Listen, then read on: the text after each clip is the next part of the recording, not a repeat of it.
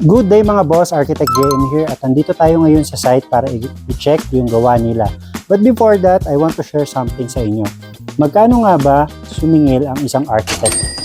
Ang usual na professional fee ng isang architect dito sa Philippines is 10% of the construction cost. Let's say 10 million yung bahay, so 10% of that is 1 million. So yung 1 million na yun yung architectural fee or design fee. Paano naman maningil ang architect sa client? Pwede kasing yung percentage cost, yung sinabi kong 10% of the total construction cost.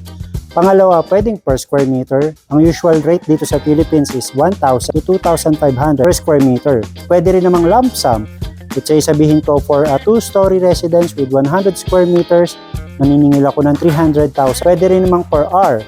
Let's say 1,000 pesos per hour, 2,000, 3,000, depende sa usapan nyo. Baka sabihin nyo, bakit naman architect sobrang mahal nung professional fee ng mga architects dito sa Pilipinas? Kasi hindi lang naman drawings yung kasama dun sa professional fee. Kasama na dun yung supervision, yung construction supervision, pwedeng periodic, pwedeng per week, depende sa usapan. Kasama na dun yung engineering drawings, kasama na dun yung architectural design, kasama na dun yung coordination with the contractors. Pero meron naman mga architects na mas mababa maningil kaysa dun sa 10%. Kasi depende pa rin to sa competency, sa experience ng architect. Siyempre kung mas branded yung architect, mas mahal yung professional fee niya.